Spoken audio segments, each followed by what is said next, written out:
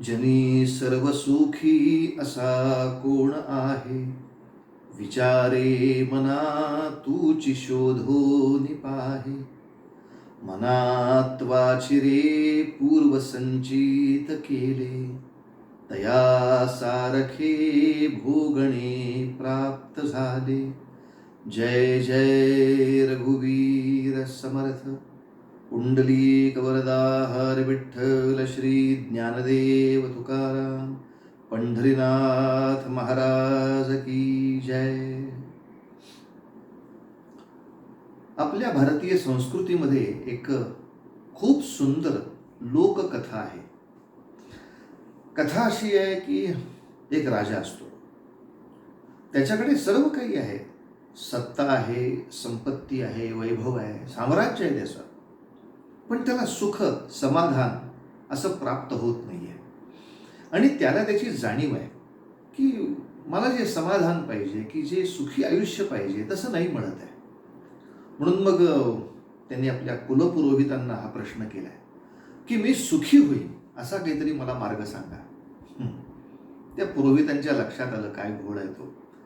आणि त्या पुरोहितांनी त्याला सल्ला दिला की तुझ्या नगरामध्ये जो कोणी खूप सुखी असेल त्याचा सदरा तू घातलास की तू सुखी होशील. आणि मग काय म्हणता, राजाने आपल्या सगळ्या सेवकांना पिटाळलं की आपल्या नगरामध्ये कोण सर्व सुखी आहे त्याला शोधून काढा. आता सगळेजण या रस्त्याने त्या रस्त्याने फिरत राहायचे, प्रत्येकाला भेटायचे. का रे बाबा, तू आहेस का सुखी? मग तो त्याच्या प्रपंचातली 10-15 कारणं सांगायचं. नाही हो, कुठलं सुख आहे हो, आता कसा बसा माझा प्रपंच मी रेटतोय, पण मला हे दुःख आहे, मला ते दुःख आहे. आणि शेवटी त्यातला एक सेवक एका हमालाच्या पाशी येऊन उभा राहतो. तो हमाल जो आहे तो हातगाडी ओढणारा आहे आणि कष्टाच्या 4 भाकरी मिळवाव्या, मस्तपैकी खावं, दुपारी छान झोप काढावी, सायंकाळी कथा कीर्तन ऐकावं, असा सुंदर दिनक्रम असणारा तो एक हमाल आहे. आणि तो नेमका बिना सदऱ्याचा आहे. नुसती धोतर त्याची छानपैकी असं बांधलेलं आणि आपल्या हातगाडीवरती मस्तपैकी झोपलेला होता. तिथे तो राजसेवक पोचतो आणि त्याला विचारतो, का रे बाबा, आता काय सगळ्यांना तुम्ही सुखी आहात का, सुखी आहात का विचारलं तर प्रश्न येतोय. तर सेवकाने मुद्दाम याला उलटं विचारलं की का रे, तुला काही दुःख आहे का? तो हमाल म्हणाला, मला कसलं दुःख, झकासपैकी कष्ट करतो, पोटापुरतं मिळवतोय, मस्तपैकी खाऊन झोप घेतोय, कथा कीर्तनाला जातोय, मी पूर्ण सुखी आहे. मग तुझा सदरा दे, आमच्या महाराजांना पाहिजे आहे. म्हणून मी सदरा घालतच नाही. आता आली का पंचायत. सगळे सेवक राजापाशी जाऊन हे सगळं वृत्त सांगतात. आणि तेव्हा राजपुरोहित म्हणतात, बघ राजा, प्रत्येकाला आयुष्यामध्ये सगळी सुखच आहेत असं असूच शकत नाही. सुख दुःख हे सगळं मिश्रितच असणार. त्याला ज्याला दुःख जाणवतच नाही त्याचे कष्ट योग्य आहेत, प्रामाणिक आहेत, आणि त्यामुळे त्याला त्याच्या शरीराचं दुःख जाणवत नाही. तेव्हा राजा, जनी सर्व सुखी असा कोण आहे. आयुष्यातला प्रत्येक क्षण सुखाचाच आहे असा कोणीच नाही आहे. विचारे मना तूची शोधोनी पाहे. आपलं मन सुद्धा सारखं तक्रार करत असतं की प्रत्येक क्षण आपल्याला सुखाचा का नाही मिळत. का नाही म्हणजे जगामध्ये असं आयुष्य असतच नाही. आणि आपल्या जीवनामध्ये आलेली संकट किंवा दुःख हे दुसऱ्या कोणी फारशी आणलेली नसतात हो. समर्थांनी फार सुंदर उत्तर त्याला दिलं आहे.